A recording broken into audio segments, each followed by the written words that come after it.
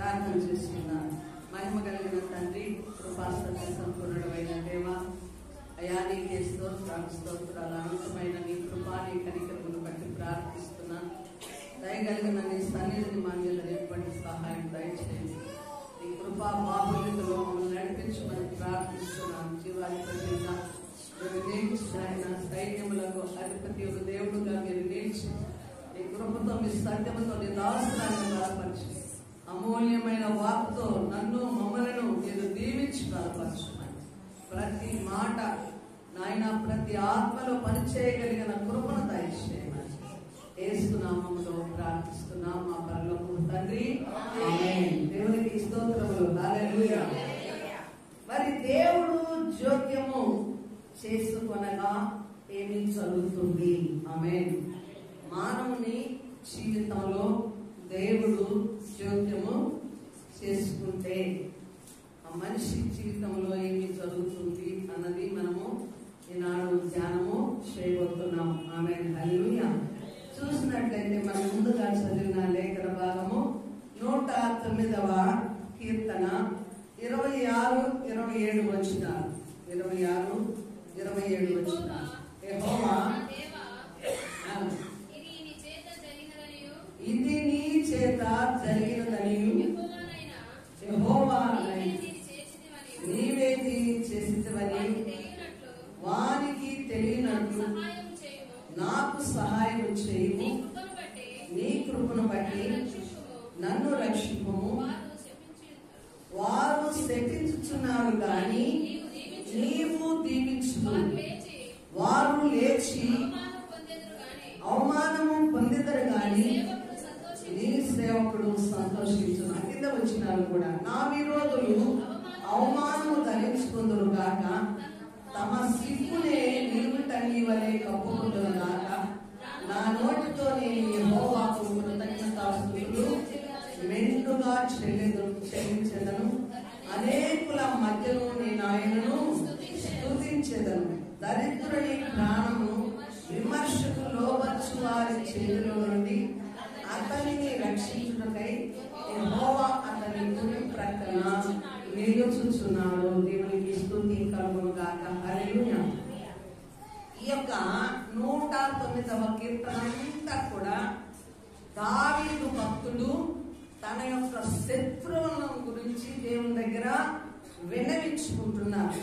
శత్రువులు, పగవారు దావీదు ఎడల ఎంత కక్షభూని అతన్ని అవమానమునకు, సిగ్గునకు, నిందల పాలు చేయడానికి, మరి ఎలాగైతే చుట్టుముట్టిన శత్రువుల పరిస్థితుల నుండి దేవా నన్ను తప్పించుము, నన్ను విమోచించుము అని ప్రాధేయపడుతూ దేవునికి తన యొక్క పగవారి నిమిత్తమైన ప్రార్థన చేస్తున్నాడు. పగవారు ఎంతగా ఆయన కురింగిపోవాలా, అవమానం చెందాలా, ఆయన సిగ్గుపడాలని దావీదు ఎడల వారెంత కలిగి ఉన్నారో అంతగా దేవుడు దావీదు ఎడల జోక్యము చేసుకుంటున్నాడు. దేవునికి స్తోత్రాలు. హల్లెలూయా. ఒక మనిషి విషయంలో, అలాగే విశ్వాసుల విషయంలో ప్రాముఖ్యంగా గమనిస్తే, విశ్వాసులకి అనేకమైన సమస్యలు చుట్టుముట్టవచ్చు. విశ్వాసులను సాతానుకు అప్పగించే క్రియలు కూడా తోటి మనుషులు గాని, తోటి విశ్వాసులు గాని జరిగించవచ్చు. వారిని నిందల పాలు చేయాలని, అవమానపరచాలని, వారి మీదకి అనేకమైన కుట్రలు తెచ్చిపెట్టే అవకాశము కల్పించినప్పటికీ విశ్వాసులు అన్నవారు వారి ప్రార్థనా జీవితాన్ని బట్టి, దేవుని మీద ఉంచిన వారి యొక్క గురి, లక్ష్యము, విశ్వాస నమ్మకాలను బట్టి దేవుడు ఏం చేస్తుంటాడో తెలుసా? ఒకవైపు దుష్టుడి ప్రయత్నం అధికమవుతూ ఉన్నా దేవుని యొక్క ప్రేమ, కృప కూడా అంతకంటే రెట్టింపుగా అధికమవడము చూడగలము. దేవునికి స్తుతి కలుగును గాక. హల్లెలూయా. కాబట్టి ఇక్కడ ఏమంటున్నాడు? దేవా, ఇది నీ వలన జరిగిన కార్యమని. ఏ కార్యము? నా ఎడల దుష్టులు, పగవారు నన్ను అవమానపరచాలనుకుంటున్నారు. కానీ ఎవరైతే నాకు అవమానము కలిగించాలని ఆలోచన కలిగి ఉన్నారో వారికే నీవు ఏం చేస్తున్నాడట? అవమానం కలిగిస్తున్నాడు, వారికే సిగ్గును కలిగిస్తున్నాడు. ఇక్కడ సేవకుని యొక్క ప్రాణాన్ని ఏం చేస్తున్నాడు? సంతోషపరుస్తున్నాడు, ఆనందపరుస్తున్నాడు, బలపరుస్తున్నాడు. దీని వలన గమనిస్తే ఏం జరుగుతుంది? శత్రువుకి, హాని చేయబోయే వారికి మరి సమయము గడిచే కొలది, కార్యాలు విశ్వాసుల పక్షాన జరిగే కొలది వారి యొక్క అంత సందేహము రావడము తప్పదు. ఎందుకంటే మేము ఎంత హాని చేయాలన్నా వీరికి ఆ హాని ఒక ఆశీర్వాదకరంగా మార్చబడుతుంది, ఆ హాని ఒక మేలుకరంగా మార్చబడుతుంది. వీడికి అవమానం కలిగించాలని మేము ప్రయత్నం చేస్తున్నాము, కానీ అవమానము మాకు కలుగుతుంది. సిగ్గు కలగాలని మేము ప్రయత్నం చేస్తున్నాము, కానీ సిగ్గు ఎవరికి కలుగుతుంది? ఎవరైతే చేస్తున్నారో వారికే సిగ్గు కలుగుతుంది. ఎవరైతే అపాయము తలపెట్టాలని ప్రయత్నం చేస్తారో వారి మీదకి ఏమొస్తుందంట? అపాయము వస్తుంది. అందుకే ప్రభు ఒక నీతి సూత్రాన్ని మనకు తెలియజేశాడు. నీవు ప్రార్థించే ప్రతి సమయమందు కూడా, నీవు నిలిచి ప్రార్థన చేసే ప్రతి సమయమందు ఎవరి కొరకు ప్రార్థన చేయమన్నారు చెప్పండి? నీ శత్రువు కొరకు ప్రార్థన చేయము. ఆమేన్, హల్లెలూయా. అంటే విశ్వాసుల యొక్క పరిస్థితి ఏమిటంటే శత్రువును ఎవరికి అప్పగించాలా? దేవునికి అప్పగించాలా. నీ శత్రువు మీద నీవు పగ తీర్చుకోవడానికి వీలు లేదు. నీ పక్షమున ఒక ఆయన నిలిచి ఉన్నాడు. ఆయన గొప్పవాడై ఉన్నాడు, ఆయన శక్తిమంతుడై ఉన్నాడు, ఆయన నిన్ను ఎరిగిన వాడై ఉన్నాడు, ఆయన నిన్ను కోరుకున్నవాడై ఉన్నాడు. ఆయన కృపను నీకు అంతకంతకు నీ మీద కుమ్మరించే దేవుడై ఉన్నాడు. హల్లెలూయా. ఆయన చేతికి అప్పగించినప్పుడు దేవుని యొక్క కోపము గాని, దేవుని యొక్క తీర్పు గాని, ఉగ్రత గాని అది బలముగా ఇంతగా ఉంటది. ఆమేన్. నువ్వు ఒకవేళ తీర్పు తీరిస్తే చెంపకు చెంప, పంటికి పన్ను, మాటకు మాట పగ తీర్చుకునే అవకాశం ఉంటుంది. అయితే దేవుడు తీర్చుకుంటే అది రెండింతలుగా నువ్వు చేయలేనిది నీ దేవుడు చేసి పెట్టేవాడుగా ఉంటాడు. ఆమేన్, హల్లెలూయా. అందుకే వారు ఎంతగా నన్ను పరిగెత్తిస్తున్నా, వారు ఎంతగా నన్ను అవమానపరచాలని ప్రయత్నం చేసినా, నాకు హాని కలిగిస్తున్నా, నీవు నా పక్షమున ఉన్నావు కనుక వారు ఈ కార్యాలు చూడగలుగునట్లుగా నీవే దీనిని చేసితివి. ఆమేన్, హల్లెలూయా. అంతేకాకుండా ఇంకా శ్రేష్టమైన మాట ఏం మాట్లాడుతున్నాడు చూడండి. ఇక్కడ 29వ వచనంలో 28, వారు శపించుచున్నారు కానీ నీవు దీవించుదువు. ఆమేన్, హల్లెలూయా. చాలా మంది విశ్వాసులు ఏం భయం ఉంటుందో తెలుసా? ఎవరైనా శపిస్తే ఆ శాపాలు మా మీదకి వస్తాయా, ఆ శాపనార్థాలు మా మీద పని చేస్తాయా? ఆమేన్, హల్లెలూయా. ఇక్కడ దావీదు ఏమంటున్నాడో తెలుసా? తన యొక్క స్వయం యొక్క అనుభవాన్ని బట్టి, వారైతే నన్ను శపిస్తున్నారు, నేనైతే ఏం చేస్తున్నాను? నీవైతే దేవా, నీవు నా దేవుడు, నన్ను దీవించుచున్నావు. ఇప్పుడు శాపము దీవెనను బట్టి మనం జ్ఞాపకానికి తెచ్చుకుంటే ఒక సందర్భం మనకు ఖచ్చితంగా గుర్తు రావాలి. ఏంటది? అది హల్లెలూయా, దేవునికి స్తోత్రం. బిలాము, బాలాము. ఇశ్రాయేలు ప్రజలు గమనిస్తే వారు భూతలమంతా నిండిన వారుగా ఆ మైదానం అంతా నిండిపోయి ఉన్నారు. ఒకవైపు బాలాము చూస్తున్నాడు, అయ్యో ఇశ్రాయేలు ప్రజలు ఇంత సైన్యంతో ఉన్నారు, వీరు నేను జయించడము ఎలాగా?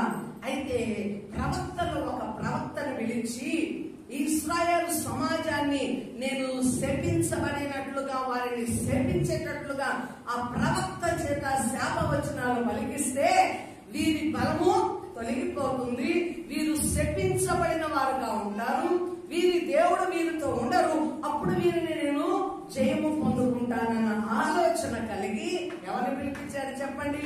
బిలాము అనే ప్రవక్తను పిలిపించి సోదె సొమ్ము ఇచ్చి ఆ యొక్క ప్రవచనాలను పలకమంటాడు. ఆమేన్, హల్లెలూయా. అయితే బిలాము గారు వచ్చి పలకడానికి ప్రయత్నం చేస్తారు, కానీ ఆ యొక్క ప్రవచనాలు చూస్తే అద్భుత రీతిగా నిజంగా ఎంత గొప్పగా గొప్పగా గొప్పగా ఇశ్రాయేలు ప్రజల గురించి, ఓ ఇశ్రాయేలు నీ యొక్క గుడారములు ఎంత రమ్యములు, ఆమేన్, హల్లెలూయా అని రెట్టింపు దీవెనలు, రెట్టింపు ఆశీర్వాదాలు ఇశ్రాయేలు ప్రజలకు ఎవరి నోటి నుంచి వస్తుంది? శాపానికి బదులుగా ఆశీర్వాదాలు వస్తున్నాయి. ఆమేన్. అప్పుడు బిలాము ఇంకా తప్పించుకోలేక అంటున్నాడు, అయ్యా నేను శపించలేను. ఆమేన్. మా దేవుడు వీరిని దీవించుతున్నాడు, వారి దేవుడు వారిని దీవిస్తున్నాడు కనుక నా నోటి మాటలు ఆశీర్వాద వచనాలుగానే వస్తున్నాయి కానీ శాప వచనాలుగా రావటం లేదు. ఆమేన్. స్తోత్రములు. మనకంత సందేహం ఏమిటో తెలుసా? కొద్ది రోజులు ఏదైనా మనకు మంచిగా జరగలేదంటే పక్కింటోళ్ళ మీద పడతాం, ఎదురింటోళ్ళ మీద పడతాం. ఏమనుకుంటాం?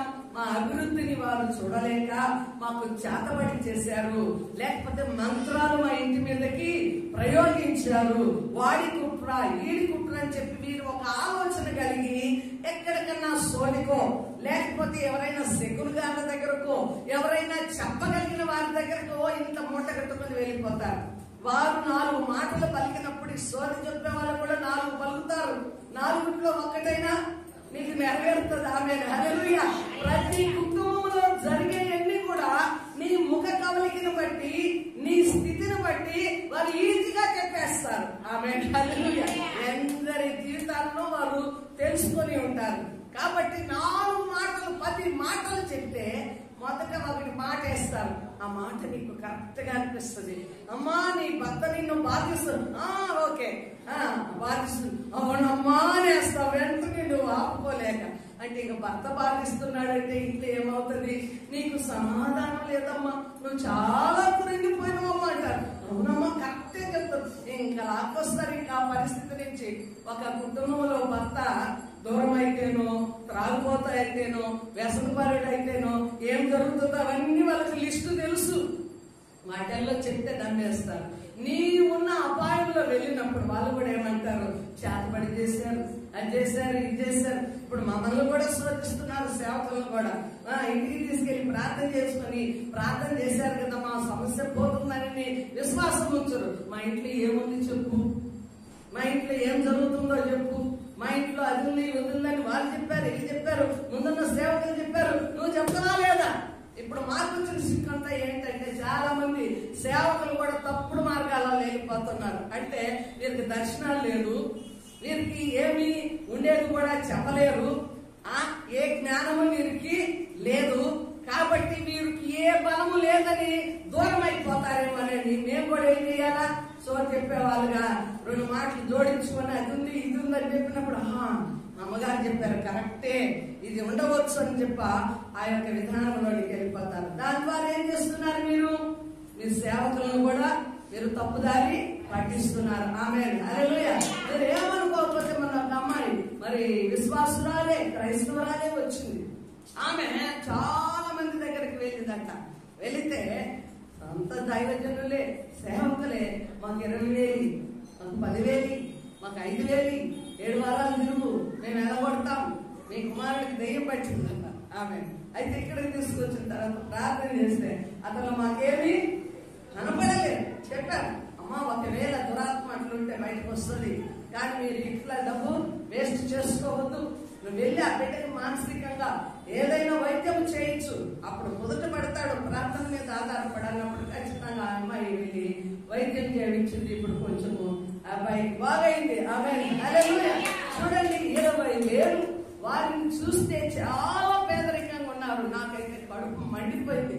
ఇలాంటి ప్రజల దగ్గర 20,000 దోచుకునేది ఎవరండి? మంత్రగాళ్ళు వాళ్ళు కాదు, సోదరి చెప్పే వాళ్ళు కాదు, వారికి విడుదల చేసేదానికి లోకస్తులు కాదు. ఎవరో చెప్పండి, సేవకులే. అంటే నేను సేవకుల్ని నిందించట్లేదు, కానీ ఇలాంటి స్థితి ఎవరికి ఉంది? సేవకులలో కూడా ఉంది. ఆమేన్, హల్లెలూయా. కాబట్టి బిలాము శపించాలనుకున్న ఇశ్రాయేలు ప్రజల్ని ఎవరు దీవిస్తున్నారు? దేవుడు.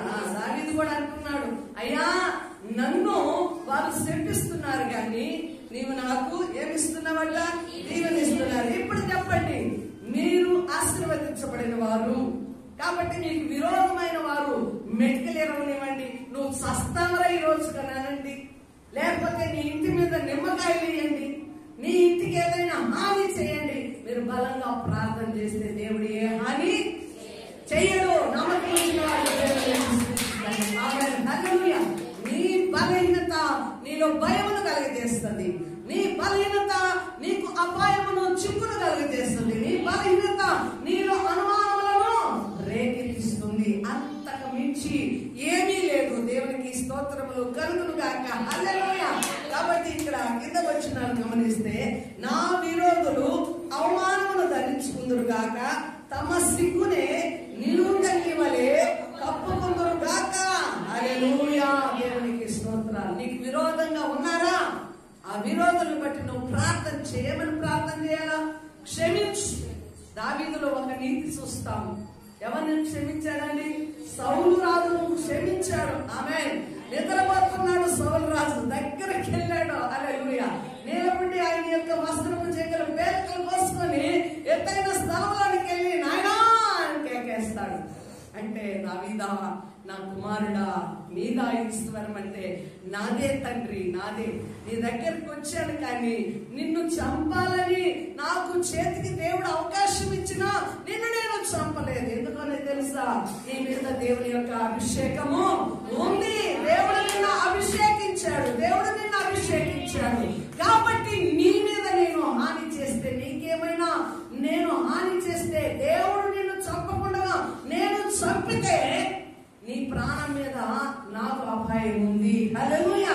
నా మీద దేవుడు పగ తీర్చుకుంటాడు. కాబట్టి ఇదిగో నీ దగ్గరకు వచ్చాను, నిన్ను క్షమించాను. దేవునికి స్తోత్రాలు. అప్పుడు సౌలు నోట ఏమొచ్చింది చెప్పండి? దావీదా, నా కుమారుడా, నువ్వు సుబుద్ధి కలిగి ఉన్నావు కాబట్టి నీవు రాజుగా దీవించబడతావు. హల్లెలూయా. నీవు దీవెనలు అందుకుంటావని దీవెన ఆశీర్వాదం ఇచ్చాడు. ఆమేన్. హల్లెలూయా. అంటే శత్రువును క్షమిస్తే నీ మీదకి ఏమొస్తుంది? దీవెన వస్తుంది. హల్లెలూయా. దేవునికి స్తోత్రములు. విశ్వాసుల యొక్క నీతి ఏమిటో తెలుసా? శత్రువును క్షమించు, అప్పుడు పరమందున్న దేవుడు నీ వైపు చూసి నిన్ను కరుణిస్తాడు. ఆమేన్. హల్లెలూయా. ఒక్కొక్కసారి మనం ఎవరికి హాని చేస్తుంటామండి. మేలు చేసిన వారే మనకు కీడు తలపెట్టుతూ ఉంటారు. మేలు చేసిన వారే మన నుండి మేలు పొందుకున్న వారే నీకు చిక్కులు, నీ పనులకు ఆటంకాలు, నీ కార్యాలకు ఆటంక కారణంగా ఉండి వారు ఉల్లాసం పొందుకుంటుంటారు. ఆహా, తప్పించాము, ఆహా అయిపోయింది, ఆహా వీరి మీదకి అవమానం వచ్చేసింది, ఇది ఆ పనులను ఆటంకపరిచామని వారు సంతోషించవచ్చు. కానీ నీ దేవుడు నీ ఎదుట ఏమిస్తున్నాడు? నీకు జయాన్ని ఇస్తున్నాడు. ఆమేన్. హల్లెలూయా. దేవునికి స్తోత్రములు కలుగును గాక. హల్లెలూయా. కాబట్టి దేవుని యొక్క సృష్టి కార్యాన్ని చూస్తే ప్రతి మనిషిని కూడా దేవుడు సృష్టించాడు. ఆమేన్. కాబట్టి ప్రతి మనిషి మీద కూడా దేవుడు కృప చూపుతూ మహిమను నింపే దేవుడు. ఎవరిని కూడా బాధ పెట్టే దేవుడు కాదు. ఎవరి మీదకి కూడా నష్టములను కీడులను కలిగించే దేవుడు కానే కాదు. హల్లెలూయా.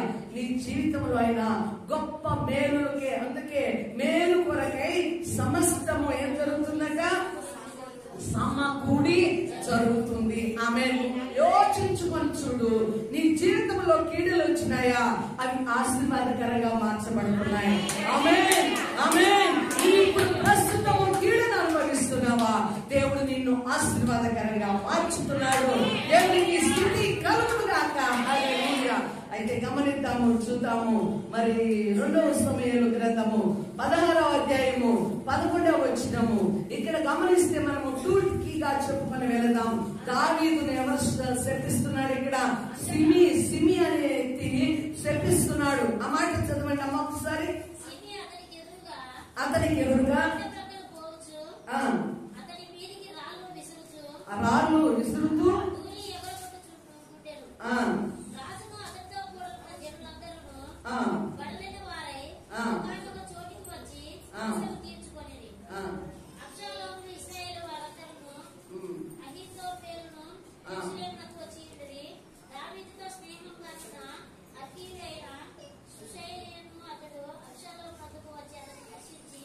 రాజు చిరంజీవి ఎప్పుడు దాకా అని రాజు చిరంజీవి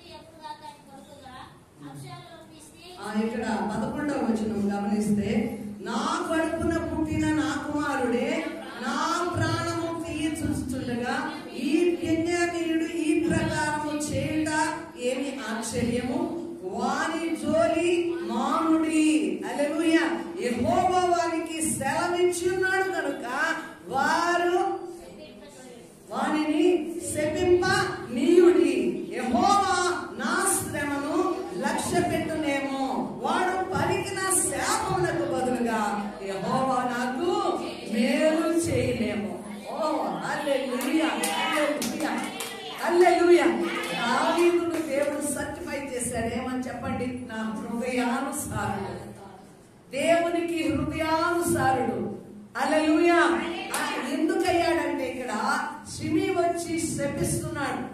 అలాగే దావీదుతో ఉన్న జనమందరూ కూడా అంటున్నారు, అయ్యా వాడు శపిస్తున్నాడు అంటే ఏమంటున్నాడు? నా సొంత కొడుకే నాకు శత్రువయ్యాడు, నా కడుపున పుట్టిన నా కుమారుడే అబ్షాలోమే నాకు శత్రువయ్యాడు. ఈ బెన్యామీనీయుడు శత్రువై నన్ను శపించుట అదేమో ఆశ్చర్యము కాదు కదా. అంటే ఒకడు శపించాలన్నా దేవుడు ఏమి ఇయ్యాలంట? సెలవియ్యాలా? దేవుని ఆజ్ఞ లేనిదే నీ మీదకి ఏమీ జరగదు. ఆమేన్. జరుగుతున్నది అంటే అది దేవుని ఆజ్ఞనా కావచ్చు, లేదంటే సాతానికి ఇచ్చిన అవకాశమైనా కావచ్చు. ఈ రెండిటిలో ఏదైనా సరే దేవుడు మాత్రం నిన్ను విడిచిపెట్టాడు. ఆమేన్. హల్లెలూయా. అయితే అతని శాపాన్ని అతడు శపించిన అతని శాపమును నా దేవుడు ఆశీర్వదించునేమో, వారి జోలికి మీరు పోకుడి. ఆమేన్. ఒకవైపు దావీదు మీద రాళ్ళు రువ్వుతో శపిస్తున్నాడు, నానా రకములైన మాటలతో దావీదును శపిస్తూ ఉన్నాడు. దావీదు ఓర్చుకున్నాడు. ఏమని? ఓర్చుకున్నాడు. ఓర్చుకుని వారి జోలికి మీరు పోకుడి, దేవుని ఆజ్ఞ లేనిదే ఈ వ్యక్తి శపించడు. ఆమేన్. హల్లెలూయా. నా దేవుడు ఈ యొక్క శాపాన్ని కూడా ఆశీర్వాదకరంగా మార్చునేను. ఆమేన్. దేవుని బిడ్డలారా, ఈ రోజు మనం నేర్చుకోవాల్సిన నీతి ఏమిటో తెలుసా? హల్లెలూయా, హల్లెలూయా. దేవుని ప్రజల మీద దాడి జరుగుతుంది. ఒకవైపు సాతాను జరుగుతుంది, ఒకవైపు మరొక వైపు ఎవరండి? నీకు మిత్రులైన వారే, నీ ప్రక్కనున్న వారే, నీతో సహాయము పొందుకున్న వారే, నీ యొక్క కంచంలో చేసి నీతో భుజించిన వాడే, నీతో సహవాసము చేసి నీ ప్రక్కన నిద్రించిన వాడే నీకు శత్రువు కావచ్చు. ఆమేన్. హల్లెలూయా. ఎందుకంటే చెప్పండి, ఒకవైపు శత్రు దాడి, ఒకవైపు సాతాను దాడి. ఈ రెండు పోరాటాల మధ్య నువ్వు ఎవరితో పెనుగులాడతావు? ఎవరి సహాయాన్ని కోరుకుంటావు? ఎంత శత్రుత్వము, ఎంత అవమానము, ఎంత దిగులు, ఎంత చింత, ఎంత భారం అవుతుందో అంతగా రెట్టింపుగా మనం దేవుని దగ్గరికి వెళ్తాము. హల్లెలూయా. ఒక్క మారు ప్రార్థన చేసేవారు 10 మార్లు వెళ్తాం, గుబులు గుబులుగా వెళ్తాం, నిమిషానికి వెళ్తాం. ప్రభువా ప్రభువాని అరగంటకు ఒకసారి, 10 నిమిషాలకు ఒకసారి. ఇప్పుడు ప్రార్థన చేసుకుంటావు, లేస్తావు, మరలా మనసులో కలుతాయి, మరలా వచ్చి దేవుని సన్నిధానంలో ప్రార్థన చేస్తావు. ఆ విలువ ఎక్కడి నుంచి వస్తుంది చెప్పండి?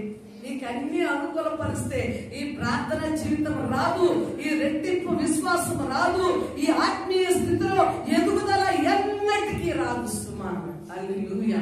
శత్రువు రేగినా, నీ పగవారు నేను వెంబడించిన, నువ్వు చేసే ప్రతి పనికి ఆటంకము కలిగిస్తున్నా, బ్రేకులు వేస్తున్నా, నీ దేవుడు అంతకంటే గొప్ప విజయాన్ని నీకు ఇచ్చే దేవుడు, నాకు ఇచ్చే దేవుడు. హల్లెలూయా. శత్రువు ఓడిపోనంతగా పగ తీర్చుకునేవాడు ఎవరో తెలుసా? దేవుడు. ఆమేన్. హల్లెలూయా. అందుకే క్రైస్తవులకు దేవుడు ఇంకొక మాట చెప్తున్నాడు, నువ్వు మేలు చేయగలిగితే మేలు చెయ్యి, కానీ లేకపోతే కీడు ఏమాత్రము చేయకు. దేవుని బిడ్డలారా, చేతులు జోడించి మనం చేస్తున్నాను, నీవు కీడు చేయ ప్రారంభిస్తే నీ ఇంటి మీదకే కీడు వస్తుంది. ఏంటి చెప్పండి? నీవు కీడు చేయడం ప్రారంభిస్తే నీ ఇంటి మీదకే దేవుడు కీడును రప్పిస్తాడు. ఈ మాటను బట్టి ఎవరిని జ్ఞాపకానికి తెచ్చుకోవాలి? హామాను మొర్దెకై. హల్లెలూయా. మొర్దెకై జీవితంలో మొర్దెకై దేవుని మాత్రమే కనపరిచేవాడు. హల్లెలూయా. వంగి హామానుకు నమస్కరించడు. హల్లెలూయా. నేను ఒకవేళ మ్రొక్కితే ఎవరికి మ్రొక్కాలని ఆయన తీర్మానం, దేవునికి మ్రొక్కాలి. ఈ మనుషునికి నేను మ్రొక్కను, కేవలము ఆయనకు మ్రొక్కలేదని పుట్టతో ఏం చేశాడు? మొద్దికైకి ఉరికమ్మము సిద్ధపరిచాడు. అయితే ఆ ఉరికి ఎవరు వెళ్ళారు చెప్పండి? హామాను.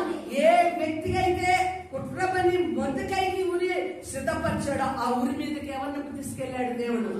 ఎవరిని తీసుకెళ్లాడు? హామానునే తీసుకెళ్లాడు. ఆమేన్. హల్లెలూయా, హల్లెలూయా. నీవు చేసే ప్రతి కీడుకు నీ కుటుంబాల వెంబడి వస్తుంది కీడు, నీ పిల్లల మీదకి వస్తుంది కీడు. జాగ్రత్త. కీడంటే నువ్వు నిర్లక్ష్యముగా ఎక్కడెక్కడో మాటల ద్వారాను ఎక్కడెక్కడనో అనేకుల మీద సాడీలు చెప్పుకుంటూ బ్రతుకుతున్నావేమో. సాడీలు చెప్పుకుంటూ వారి మీద ఒక ముద్ర వేసి వారికి అనేక రకాలుగా ఆటంక కారణంగా ఉన్నావేమో. రేపు దేవుడు నీ ఇంటి మీదకే, నీ వారి మీదకే కీడును తప్పిస్తూ నువ్వు తప్పించుకోగలవా? తప్పించుకోగలవా చెప్పండి? కాబట్టి కీడు చేయటము మాను. హల్లెలూయా. వీలైతే శాతనైతే ఏం చేయాలి? మనము మేలు చేయవారముగానే ఉండాలి. దేవునికి స్తోత్రములు కలుగును గాక. ఇంత మట్టుకు కూడా చూడండి, ఒక్కొక్కరిని ఇంకా ఎందరో జీవితాలు, యోసేపు జీవితం కూడా మనము కీడును దేవుడు ఆశీర్వాదకరంగా మార్చాడు. దేవునికి స్తోత్రములు కలుగును గాక. ఇంకా మనము చూద్దాము యెషయా గ్రంథము 65వ అధ్యాయం 14వ వచనం. యెషయా గ్రంథము 65వ అధ్యాయం 14వ వచనం. నా సేవకులు హృదయానందము చేత కేకలు వేసెదరు గాని మీరు చింతాక్రాంతులై ఏడ్చెదరు. ఆమేన్. హల్లెలూయా. ఎవరంట? ఆయన సేవకులు హృదయానందము చేత కేకలు వేసెదరు గాని మీరు చింతాక్రాంతులై ఏడ్చెదరు, మనోదుఖము చేత ప్రలాపించెదరు. నేను ఏర్పరచుకున్న వారికి మీ పేరు శాపవచనముగా చేసిపోయేదరు. ప్రభువు యెహోవా నిన్ను హతము చేయను, ఆయన తన సేవకులకు వేరొక పేరు పెట్టును. ఏమిటా పేరంటే కింద వచనాలలో గమనిస్తే చూద్దామండి. ఆశీర్వదించబడిన వారు. దేవుడు తనను ఆశీర్వదింపవలనని కోరుకునేను, దేశంలో తనకు ఆశీర్వాదము కలగవలనని కోరుకునేవాడు. నమ్మదగిన దేవుడు తనను ఆశీర్వదింపవలనని కోరుకును. ఆమేన్. హల్లెలూయా. దేవుని సేవకులంటే కేవలం మమ్మల్ని మీరు దృష్టిలో ఉంచుకోవద్దు. మీరు కూడా ఎవరిని సేవిస్తున్నారు? దేవుణ్ణి సేవిస్తున్నారు. హల్లెలూయా. ఇప్పటి కాలంలో నువ్వు బాధ పెట్టబడుతున్నావేమో, శత్రువులు నిన్ను పరిగెత్తిస్తున్నారేమో, నీకు నెమ్మది లేకుండా ఉన్నవేమో, సాతాను చేతిలో చిక్కి ఉన్నవేమో, అవమానంతో కృంగిపోయినవేమో, ఆ రోగులతో కృంగిపోయినావేమో. అయితే సేవకుల ప్రాణము ఏమవుతుందంట?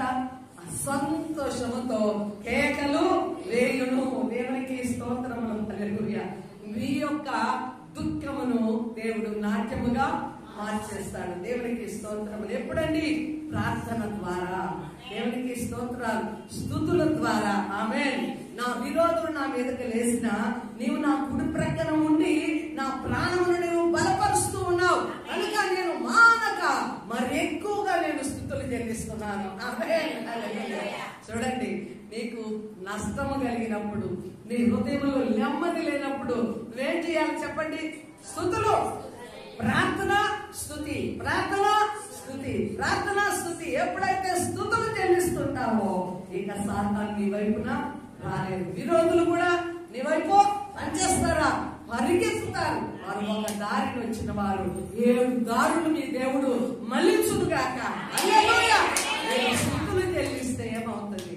వాళ్ళకి తెలుస్తుంది, ఇంత వీరు ఇంత లోపల కుట్రబడిన వీరు హ్యాపీగా ఉన్నారు, వీరి ముఖముల మీద సంతోషం ఉంది, వీరు కుములుకొని ఏడ్చుకుంటారేమో, ఈ నష్టాన్ని బట్టి వీరు చింతపడుతూ బయటికి రాలేక, అవమానం చెందలేక, నలుగురిలో రాలేక, ఒకవేళ సేవకుడైతే ప్రకటించలేక, ప్రార్థించలేక ఉంటారని ఏ ప్రయత్నం చేస్తే వీడు ఇంకా విరవికి ప్రకటిస్తున్నాడు, వీడు ఇంకా విరవికి ఉపవాస ప్రార్థనలు చేస్తున్నారు, కన్నీటి ప్రార్థనలు చేస్తున్నారు, ఇంకా వీరి హృదయాలలో కలుగుతుందని గుబులు ఎవడు కలుగుతుంది?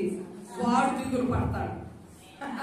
వాడు దిగులు పడతాడు. ఎవడు విరోధి, నీ శత్రువు, నీ మీదకి హాని కలిగించే నీ శత్రువు ఏం చేస్తాడో తెలుసా? వాడి గుబులు స్టార్ట్ అయింది. గుబులు స్టార్ట్ అయిందా లేదా? వాడికి ఎక్కలేని ఆరాటం అవుతుంది. ఆమె బయటకు పోతే మీ పిల్లలను కూడా విచారిస్తాడు. నువ్వు లేకుండా నీ భార్య లేనప్పుడు అయ్యా బాగున్నారా, అంతా క్షేమమేనా, అంతా బాగున్నావా, క్షేమం. అయితే ఏంటబ్బా వీడు, నేను ఇంత కుట్రమనినా వీడు క్షేమం అంటున్నాడే, బాగున్నామంటు. ఒక్క రవ నలిగినట్టు చెప్తే బాగుండని వాడికి ఉహలాటం గీరుకున్నా కానీ వీడేం చేస్తాడు? వాడు తెలుసు వాడి వల్లనే నాకు అపాయం కలుగుతుంది, ఖచ్చితంగా ఈడే నాకు ఆన్ చేశాడని తెలిసిన నువ్వేం చేస్తావు? అన్నా ఇంకా బ్రహ్మాండంగా ఉన్నాను, మా దేవుని మహాకృప మమ్మల్ని నడిపిస్తుంది, పోషిస్తుంది, కాస్తుంది అని నువ్వు అన్నప్పుడు ఇంక వాడికి ఏమవుతుంది? పోయి నిద్ర కూడా పట్టదు. తెల్లారికి వాడు వీడు ఎక్కుతాడు కానీ నువ్వు బెడ్ ఎక్కువు. నువ్వు ఎక్కడెక్కుతావు? దేవుని యొక్క స్తుతి కీర్తనలతో నీవు దేవుని యొక్క సింహాసనం దగ్గరికి నీ ప్రార్థనలు చేరుతాయి. దేవునికి మహిమ కలుగును గాక. ఈ అనుభవాలందరూ మీరు ఎదుర్కొంటున్నారా? ఇలాంటి అనుభవాలు మీ జీవితాలలో వచ్చాయి, నా జీవితంలో కూడా వచ్చాయి. దేవునికి స్తుతి కలుగును గాక. హల్లెలూయా. కాబట్టి మనకు హాని కలుగజేయ ప్రయత్నించిన మనకు క్రొత్త పేరు పెడుతున్నాడంట దేవుడు. ఏం పేరు? ఆశీర్వదించబడిన వారు. దేవునికి స్తోత్రాలు. మీ అందరికి ఇప్పుడు దేవుడు కొత్త పేరు పెడుతున్నాడు. మార్కమ్మ అనే పేరు మార్కమ్మ కాదు, ఆశీర్వదించబడిన దానివి. హల్లెలూయా. కుమారి ఆశీర్వదించబడిన దానివి. హల్లెలూయా. ఈ స్థలంలో కూర్చున్న మీరందరూ కూడా ఎవరండి? ఆశీర్వదించబడి మిమ్మల్ని దేవుడు బ్లెస్ చేశాడు. ఆమె నిజమైన విశ్వాసులు మమ్మల్ని ఆశీర్వదించమని ప్రార్థన చేయరు. హల్లెలూయా. హల్లెలూయా. ఒక ఆయన ఉన్నాడు, విశ్వాస పేరు చెప్పకూడదు. అమ్మా, అయ్యలు, పాస్టర్లు, పాస్టర్లు, నా కొరకు మీరు ఆశీర్వదించండి కుటుంబాన్ని అని ప్రార్థన చేయబాకండి. మేము క్షేమం కొరకు ప్రార్థన చేయండి. ఆల్రెడీ నేను ఆశీర్వదించబడిన వాడిని. అవే ప్రార్థన చేసి యువతలకు వస్తేనే క్లాస్ బిగుతాడు ఆయన. ఆ మాట మా విషయంలో మీరు ప్రార్థన చేయొద్దు. ఎంత నీతి, ఎంత నీతి. ఆమె హల్లెలూయా. మమ్మల్ని ఆల్రెడీ దేవుడు ఆశీర్వదించాడు. ఆశీర్వదించిన దాన్ని మళ్ళా మీరు ఏమడుగుతారమ్మా? మేము ఆశీర్వదించబడిన వారమే, మీరు కూడా ఆశీర్వదించబడిన వారే. ఆమె హల్లెలూయా. ఈ రోజు ఈ మాటలు వింటే మీరు నూతన బలం తేలాలి. హల్లెలూయా. ఏ కీడు మీ గుడారమును సమీపించదు. హల్లెలూయా. ఏ నష్టము మీ మీదకి రాదు. హల్లెలూయా. మీరు సింహములను, నాగుపాములను ఎత్తి పట్టుదురు. దేవునికి స్తోత్రాలు. భుజంగములను అనగదురు. సింహాలు, నాగుపాములు అంటే నిజంగా సింహాలు జోలికి పోవద్దు. నాకు జోలికి పోతే పాటేస్తుంది. అంటే అలా ఉన్న శత్రువులను మీరు ఎత్తి పడతారు. వారి మీద మీకేమొస్తుందట? జయము వస్తుంది. మరి అపోస్తలుడైన పౌలు గారు ఒక దీవిలో గుండా ప్రయాణం చేస్తుంటే ఆయన చెయ్యికి ఏం జరిగింది? పాము చుట్టుకున్నది, కరిచింది కూడా. అయితే వీళ్ళందరూ ఏమనుకుంటున్నాడు? వీడెంతో దుష్టుడు, దుర్మార్గుడు కాబట్టి ఇక్కడికి వచ్చి ఈ పాము చేతిలో ప్రాణం వెళ్ళిపోయాడు. అయితే అలాగే ఇదిలిచ్చేసి హ్యాపీగా ఉన్నాడు. ఇదిలిచ్చేసాడు పాముని. తత్తరగా నన్ను పాము గడిచిందని భయపడలా, ఏంలే, హ్యాపీగా ఉన్నాడు. అప్పుడు ఏమన్నారు వాళ్ళంతా? అయ్యా, నువ్వు దేవతలు అని, ఆమేన్, నువ్వు దేవుడు అని స్తుతించారు. ఆమేన్, హల్లెలూయా. అంటే మానవుల జీవితం అంతా ఇంతే. నువ్వు ధైర్యం ఉంటే నీ ధైర్యాన్ని బట్టి స్తుతిస్తారు. నువ్వు ఓడిపోవడం ప్రారంభిస్తే ఇంకా నీ ఓటమిని వారు అంగీకరిస్తూ ఓడిపోయే దానికి ఛాన్స్ అవకాశం ఇస్తారు. హల్లెలూయా. మన సోదరు రంగారు గంభీరంగా వాడుతుంటారు. నేను ఓడిపోనయా, నీవు నా పక్షాన ఉండగా. ఆమేన్, హల్లెలూయా. మన విరోధులు మనల్ని దేనికి అప్పగిస్తారంట? విమర్శకు మనల్ని అప్పగిస్తారు. వీడు పాపం చేసో, కీడు చేసో, నశించిపోయో, దేవుని దూషించో, వెనక మళ్ళీ రేపు విమర్శకులు లొంగిపోతాడని వాడు ఆలోచన చేస్తే నీ దేవుడు ఎక్కడ ఉన్నాడంట? నీ కుడి పక్కన ఉండి ఆయన నిన్ను లేవడానికి సహాయం చేస్తున్నాడు. మన దేవుని నీతి ఏమిటో తెలుసా? శత్రువు నిన్ను పరిగెత్తిస్తుంటే, శత్రువు నీకు అవమానం కలిగిస్తుంటే, ఉపాయాలు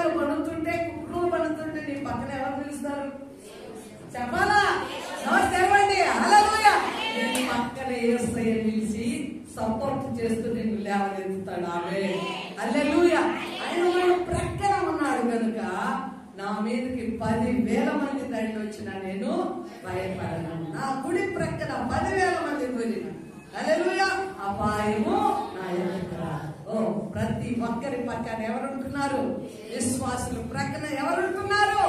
దేవదూతలు. యేసయ్య దూతగా నిలుస్తున్నాడు. దేవునికి స్తోత్రాలు. హల్లెలూయా. అనేక మార్లు మనం తప్పించబడుతుంటాం. ఎలాగ తప్పిపోయామో తెలియదు. ఆ చిక్కుల నుంచి, సమస్యల నుంచి, ఆ దారిని వెళ్ళే మార్గాల గుండా కూడా ఎలాగ తప్పించబడతామో మనకు తెలియదు. ఆమేన్. హల్లెలూయా.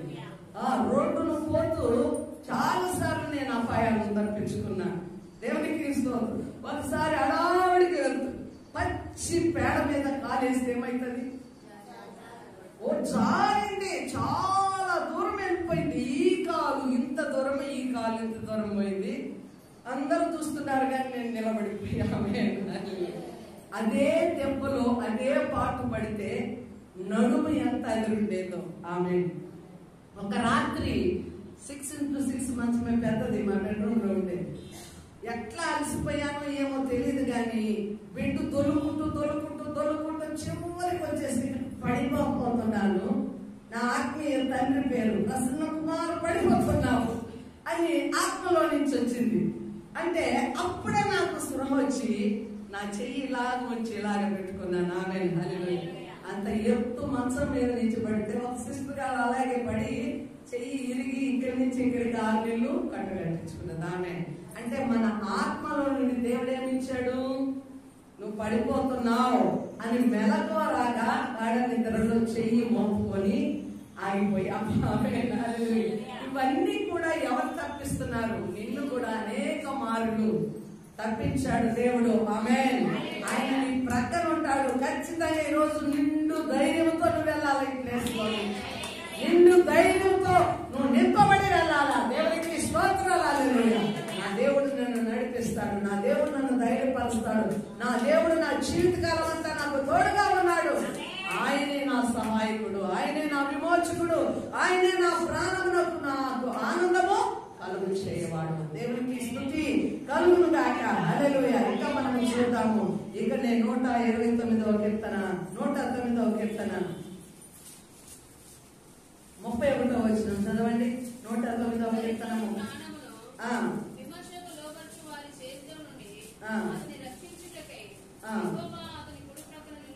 నిలుస్తున్నాడు. దేవునికి స్తోత్రాలు. ఎందుకంటే నా సొంతగా చెప్తే మీకు అపనమ్మకం కలగవచ్చు. ఎలాగా? అలా చదువు ఒక్కసారి అందరికి బిగ్గరగా వినపడేటట్టు. దరిద్రుని ప్రాణమును విమర్శకు లోబర్చువాని చేతిలో నుండి వానిని రక్షించుటకై యెహోవా అతని కుడి ప్రక్కన. దరిద్రుడంటే పేదవాడని కాదు, బలహీనుడు అనుకోవచ్చు. బలమైన వాని చేతిలో ఇరికింపబడి కొట్టుమిట్టాడుతున్నటువంటి వానిని ఎవరు విడిపిస్తాడంట? దేవుడు. అతని కుడి ప్రక్కన ఉండి అతని కుడి ప్రక్కన నిలుచుచున్నాడు. నిలుచును అంటే అప్పటికి అనుకోవచ్చు, అయిపోయినట్టు. అమ్మగారు చెప్తున్నారు. నిలుచుచున్నాడు అంటే ఎంతవరకు నిలుస్తాడు? అంటే ఈ లోకము మనము దాటి వెళ్ళేంత వరకు, సమస్య దాటి వెళ్ళేంత వరకు, కార్యము సఫలం అయ్యేంత వరకు, హల్లెలూయా, నీ జీవిత కాలం అంతా కూడా దేవుడు నీ ప్రక్కన నిలుచుచున్నాడు. ఆమేన్. ఎవరు నమ్ముతున్నారు ఇప్పుడు చెప్పండి? నా ప్రక్కన నా దేవుడు నిలుచుచున్నాడు అన్నవారు చేయకండి. ఆమేన్. హల్లెలూయా. నీ ప్రక్కన దేవుడు నిలిచి ఉండగా నీకు విరోధి ఎవరు చెప్పండి? నీ విరోధిని నేను మట్టుగలుగుతానంటున్నాను. నీ విరోధికి నేను విరోధిని. అబ్రహాముకు ఒక ఆశీర్వాదం ఇచ్చాడే. అబ్రహామా, నీవు జీవించిన వారు దీవించబడతారు, నువ్వు శపించిన వారు. మనము కూడా ఆశీర్వదించబడిన వారని. ఇప్పుడు నీ నోట శాపాలు ఉండకూడదు, కానీ వీలైనంత మట్టుకు మనం ఏం చేయాలా? దీవించే వారంగా ఉండాలా. దేవునికి స్తోత్రాలు. ఇంకా చూద్దాము. కీర్తనలో 35వ కీర్తన 26 స్పీడ్ గా చదవాలి. కీర్తన 35వ కీర్తన 26 వచ్చిన వాక్యము సంతోషముతో వినాలా. దేవునికి స్తోత్రాలు. సంతోషించు వారందరూ అవమానము నొందుదురు గాక. నా మీద అతిశయపడవారు సిగ్గుపడి అపకీర్తి పాలగుదురు గాక. నా నిర్దోషత్వమును బట్టి ఆనందించువారు ఉత్సాహధ్వని చేసి సంతోషించుదురు గాక. తన సేవకుని క్షేమము చూసి ఆనందించు యెహోవా గణపరచబడును గాక అని వారు నిత్యము పలుకుదురు గాక. ఈ రెండు వచనాలలో క్రైస్తవులకి ఎంతో నీతి నేర్పిస్తుంది, విశ్వాసులకి ఎంతో నీతి నేర్పరుస్తుంది. దేవుడికి స్తోత్రములు, హల్లెలూయా. చూడండి, ఒకరికి కలుగు అపాయము చూచి సంతోషించువారు అవమానములు గాక. చూడమ్మా, ఒకరికి అపాయం కలిగితే ఏమవుతుంది? ఒకవేళ గర్భం పొందుకున్నదానే గర్భంలో ఏదో దోషం ఉందని చెప్పొచ్చు. పైకి ఇంకా గుచ్చి గుచ్చి అడుగుతారు. మళ్ళా ఏమ్మా ఏమైంది చెప్పారా? నార్మల్ డెలివరీ అవుతుందని, లేకపోతే బిడ్డ ఎట్టుందంట, అవునా? అబార్షన్ అయిందని తెలిసి కూడా ఏమడుగుతారు? అమ్మయ్యా చెప్పినావే అమ్మా, మరి మీ భార్య ఏమైంది అంట. ఆమె కాడికి వచ్చి ఆమె బాధపడితే, అమ్మా మనం 3 నెలల కడుపు కదా, ఇప్పుడు ఏమైందంట. అంటే ఈమె నోటితో ఈమె చెప్తే వాళ్ళకి ఆశ, అంతే కదా. నువ్వు పొలంలో ఈ పంట 1,00,000 వస్తుందని నువ్వు ఆశపడలేదు. అయ్యా లాభం వచ్చిందా? వచ్చింది. ఎంత లాభం వచ్చిందో చెప్పరాదే అంటారు. అంటే వాడి నష్టాన్ని వాడి నోటితో చెప్పించుకోవాలని రూపలాటం. అంటే ఇలాగ ఈ పరిస్థితిలో చాలా చూస్తాము. అంటే మానసికంగా గుద్దును గుద్దాలా, వాడు ఏం చేయాలా? బాధపడాలా, వీడు నవ్వుకోవాలా. దేవుడు ఏమంటున్నాడు? ఒకరిని నువ్వు బాధ పెడితే ఏమొస్తుందంట? నీకే అవమానము వస్తుంది. ఆమె అక్కడ వచ్చినాడు. వారి మీద అసహ్యపడవారు సిగ్గుపడి అపకీర్తి పాలగుదురు. ఆమేన్. విశ్వాసుల జోలికి పోవద్దండి, సేవకుల జోలికి పోవద్దండి, దేవుని ప్రజల జోలికి వెళ్ళద్దు. వెళ్ళావా నీకే నష్టం. హల్లెలూయా. వారికి హాని చేయకూరుకున్నావా దేవుడు నీకు విరోధం అవుతాడు. జాగ్రత్త. హల్లెలూయా. కాబట్టి చూడండి, వారి నిర్దోషత్వమును బట్టి ఆనందించువారు ఉత్సాహధ్వని చేయరు.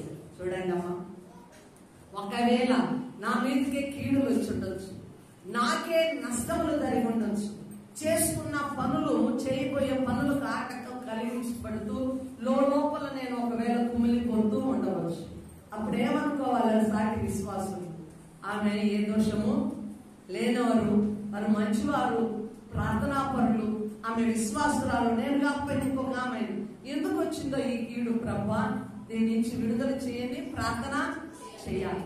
ఆ నిర్దోషత్వాన్ని బట్టి నీవు సంతోషిస్తే ఏం చేస్తాడు? దేవునికి సంతోషము. హల్లెలూయా. వారి నిర్దోషంతో వారు నడుస్తున్నా వారిని అవమానంకో సిగ్గునకో అప్పగిస్తే ఏమవుతుంది? నీవే అపకీర్తి పాలవుతావు.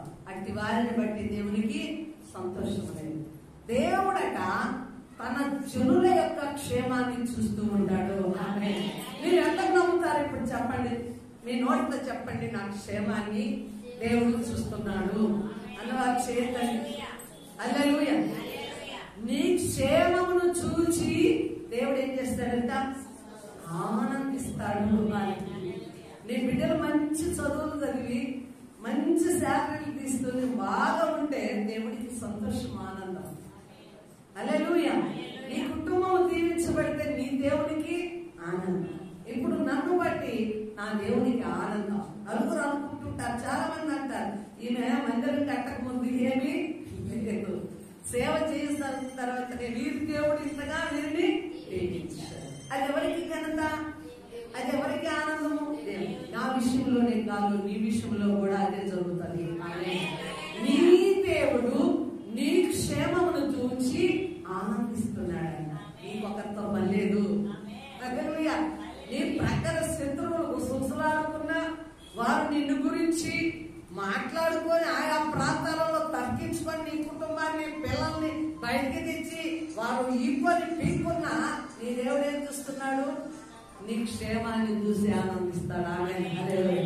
అంటే నీ దృష్టి ఎవరి మీద ఉండాలా?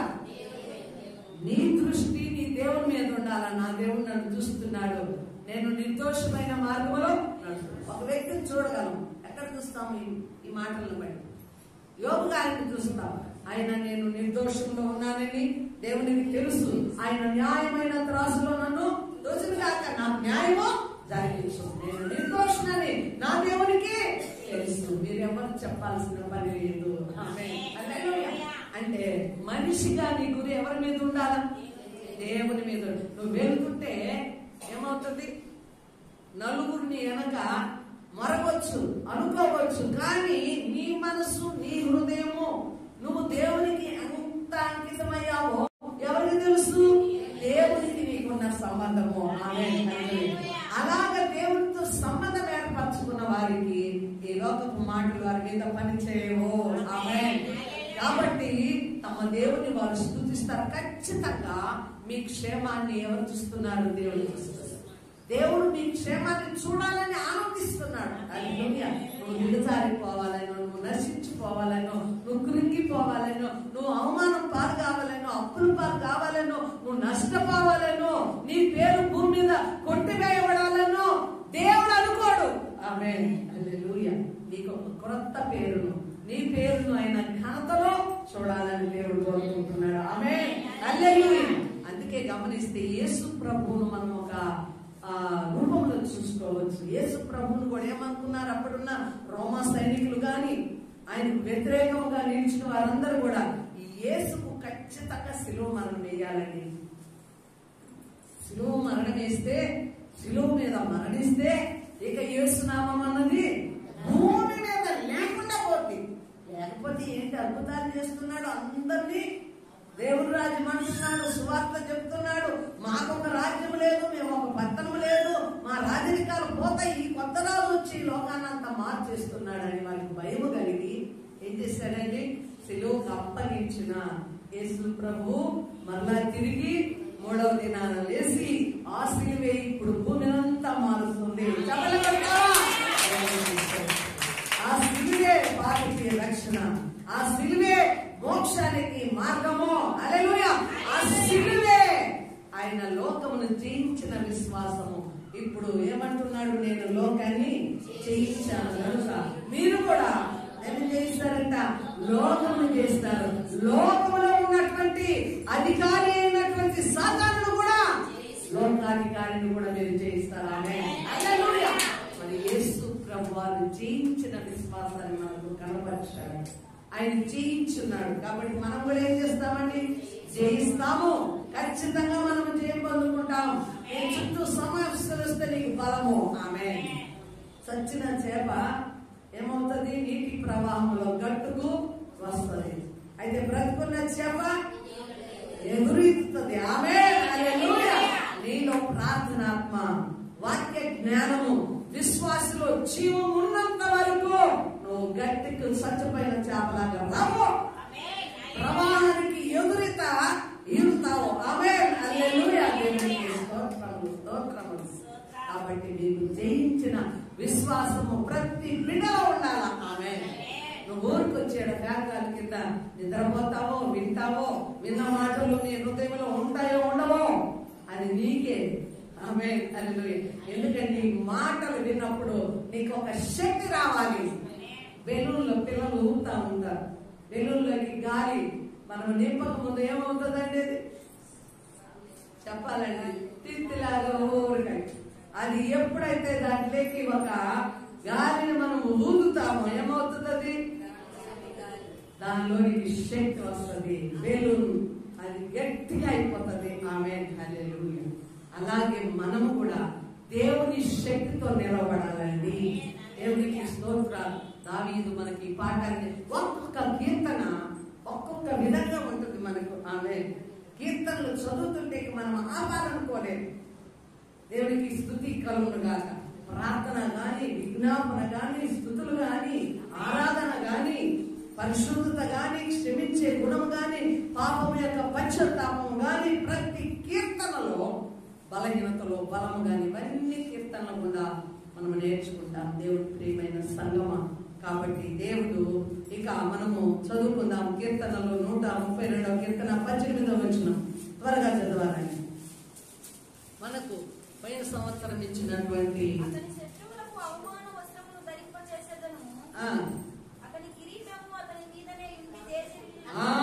హల్లెలూయా, దేవునికి స్తోత్రాలు. అతని శత్రువుకి ఏం చేస్తాడంట? అవమానమును వస్త్రముగా వారు ధరించుకుంటారు. మనకేమిస్తాడంట దేవుడు? అతని కిరీటము అతని మీద ఏం జరుగుతుందంట? తేజరిల్లును. అంటే అంతకంతకు వెలుగు, అంతకంతకు మహిమ, అంతకంతకు గొప్పతనం, అంతకంతకు పేరు ప్రతిష్టతలు. హల్లెలూయా, అంతకంతకు ఘనత. వాడు ఎప్పుడు అనుకుంటాడంటే శత్రువు ఎప్పుడు వీడు అణచిపోయేవాడు. వీడు రూపాయి వేసినా 1,00,000 వస్తుంది. వీళ్ళ పిల్లలు బాగా ఎదుగుతున్నారు. వీడికి అవమానం రావాలనుకుంటే వీడికే ఘనత వస్తుందండి. శత్రువు అనుకుంటే శత్రువుకి ఏమొస్తుందంట? అవమానం వస్తుంది. అయితే విశ్వాసులకి, దేవుని సేవకులకి ఆయన ఉంచిన కిరీటము అంతకంతకు తేజరిల్లును. అంటే మన దీపము నా నోట అప్పుడప్పుడు ప్రతి దినం కూడా వీలైతే సుమారుగా ఒక 10 సార్లైనా పాట వస్తుంది. నా దీపము వెలిగించినాము, సుడిగాలిలోనైనా చెడిగాలిలోనైనా ఆరిపోదులే నీవు వెలిగించిన దీపం. ఒక్కొక్క రోజు 20 సార్లు 30 సార్లు కూడా నా నాలుగు మీద వస్తా ఉంటుంది. దేవుడు మన దీపమును వెలిగించాడు. కాబట్టి సుడిగాలైనా చెడివానైనా ఈలోపు సమస్యలు మనకు ఎదురైనా మన దీపము మారిపోదు. హల్లెలూయా. మనము నశించి మన కాపరి మనమంతకంతకు ఏం చేస్తాడు? తేజరిల్ల చేస్తాడు. ఆమేన్. హల్లెలూయా. అంతకంతకు నీ ప్రభావం అధికమవుతుంది. సౌలు రాజు హాని కలిగించే కొలది దావీదు బహుగా వర్తిల్లాడు. ఆమేన్. హల్లెలూయా. ఎందుకు వర్తిల్లాడు చెప్పండి? దావీదు అన్ని విషయములలో సుబుద్ధి కలిగి ఉన్నాడు కనుక దేవుడిని అతన్ని వర్తిల్లించాడు. అతని దీపము దేవుడు స్థిరపరిచాడు కనుక అతని దీపం అంతకంతకు తేజరిల్లెను. దేవునికి స్తోత్రాలు. హల్లెలూయా. కిరీటము అధికారానికి సూచన, ఘనతకు సూచన. దేవునికి స్తోత్రాలు. దేవుడు మన మీద ఏమిచ్చాడు? ఒక కిరీటం నుంచి దాన్ని తేజరిల్ల చేస్తున్నాడు. నీకు ఇచ్చిన ఆధిపత్యం, నీకు ఇచ్చిన అధికారం, నీకు ఇచ్చిన దేవుని శక్తి, దేవుని ప్రభావం ఎన్నటికి అది నశించుకోదు. అది అంతకంతకి తేజరిల్లుతుంది. దేవునికి స్తోత్రములు కలుగును గాక. హల్లెలూయా. కాబట్టి చూద్దాము. మరి కీర్తనంతా కూడా మనము 109 అలాగే 35వ కీర్తనంతా కూడా దావీదు తన శత్రువులను బట్టి మరి ప్రార్థిస్తూ తన యొక్క బాధనంతా దేవుని సన్నిధానంలో చెప్పుకోవడం చూస్తున్నాం. ఇంకా మనం గమనిస్తే 111వ కీర్తన చివరిగా చెప్పుకొని ముగిద్దాం. 111వ కీర్తన 5వ వచనం.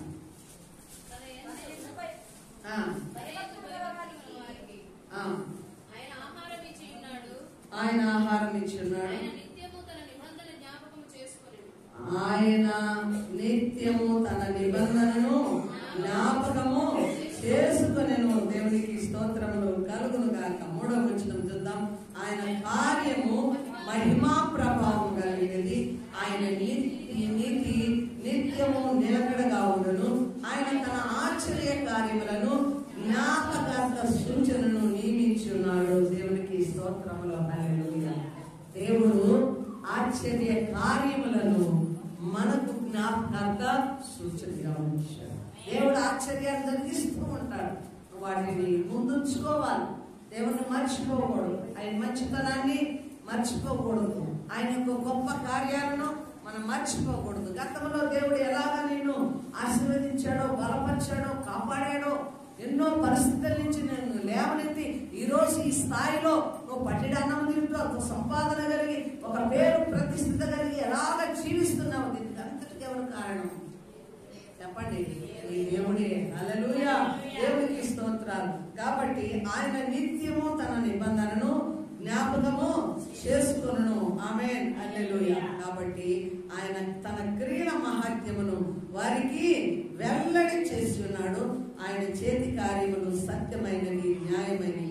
ఆయన శాసనములన్నీ నమ్మదగినవి, అవి శాశ్వతముగా స్థాపించబడినవి. దేవునికి స్తోత్రములు, హల్లెలూయా.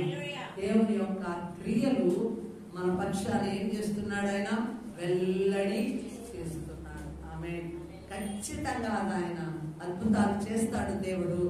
ఆయన కార్యాలు ఎంతో నీతి కలిగినవి, అవి సత్యమైనవి, అవి నీ ఎదుట స్థాపించబడ్డాయి. నువ్వు ఒక నిబంధనగా దేవుని ఎదుట జ్ఞాపకంగా ఉన్నావు. దేవునికి స్తోత్రం. ఆయన ఎన్నిటికీ మర్చిపోయే దేవుడు కాదు. దేవుడు మర్చిపోని దేవుడు, సహాయకుడైన దేవుడు, నిన్ను విమోచించేవాడు, నిన్ను బలపరిచేవాడు. పగవారి కుట్ర నుండి, పగవారి చేతిలో నుంచి నిన్ను విడిపించి వారి అవమానం వారికే కలుగు చేసే దేవుడు. నిన్ను మాత్రం దేవుడు ఏం చేస్తాడు? అంతకంతకు ఆశీర్వదించి నువ్వు తేజరిల్లుదు. ఆమేన్, హల్లెలూయా. కాబట్టి ఇంటి మాటల చేత మనం ఈ దినం ఏం చేయాలా? ధైర్యాన్ని తెచ్చుకోవాలా, మనము బలపరుచుకోవాలి. నీకు ఒకవేళ కీడు చేసే వారిని కూడా నువ్వు క్షమించు, వారి నిమిత్తము ప్రార్థన చెయ్యి. ఆమేన్, హల్లెలూయా. అలాగే చేసినప్పుడు నీకెవరైతే కీడు చేశారో వారే బయటకు వస్తారు. ఆమేన్. వారే నీ ఎదుటికొచ్చి క్షమించమని వేడుకునే పరిస్థితి కూడా దేవుడు కల్పిస్తాడు. ఆమేన్, హల్లెలూయా. కాబట్టి ఈ రోజు విశ్వాసంతో ఉన్నాం. దావీదు అంటున్నాడు, నువ్వు నా కుడి ప్రక్కన ఉన్నావు కనుక నన్ను కాపాడుతూ ఉన్నావు. హల్లెలూయా. నా కుడి ప్రక్కన నిలుస్తూ ఉన్నావు. దేవునికి స్తోత్రం. అనేక సందర్భాలలో మనం అందరం కూడా తప్పించబడ్డామంటే అది దేవుని యొక్క మహాకృప. ఆమేన్. నీ శత్రువుని గురించి, నీ పగవారిని గురించి నువ్వేమీ చెందకు. ఆమేన్, హల్లెలూయా. వారు పగ చేశారని నువ్వు పగ పెట్టుకోవద్దు. వారు చేశారు కీడని వారికి కీడు చేయ ప్రయత్నించదు. కాబట్టి వారి నిమిత్తమే ఏం చేయాలా? ప్రార్థన చేయి. దేవునికి స్తోత్రాలు, హల్లెలూయా. ఈ నిర్దోషత్వాన్ని ఎవరు చూస్తారు? దేవుడు చూస్తాడు. హల్లెలూయా. కాబట్టి దేవుని కృప మనకు అట్టి సహాయం అందించి మనల్ని కాయుగాక. దేవునికి మహిమ కలుగుగాక. ఆమేన్, హల్లెలూయా. ప్రార్థన చేస్తున్నాం. అందరూ తల నుంచి ప్రార్థన ఏకీభవించాలి. మహోన్నతుడా, శక్తిమంతుడా, దయా కృపా కనికరములు కలిగిన గొప్ప దేవానికి స్తోత్రాలు. నీ మహిమను బట్టి ప్రార్థిస్తున్నాను తండ్రి. క్షణమే నీ యొక్క కనికరమును నాయన నీ బిడ్డల మీదకి రానివ్వండి. ఎందరైతే అపాయంలో, చిక్కులో నాయన పగవారి చేతులు, శత్రువు చేతులు చిక్కి అవమానంతో, సిగ్గుతో కొరికి ఉన్నారు. అట్టి వారిని మీరు లేవనెత్తబోతున్నారు. అట్టి వారికి మీరు ఘనతనిస్తున్నారు. వారిని మీరు తేజరిల్ల చేస్తున్నారు. వారి దీపము ఆరిపోకుండా నాయన వారిని మీరు ఇంట్లోనూ నాయన ప్రజ్వరిల్ల చేస్తున్నందుకై స్తోత్రం.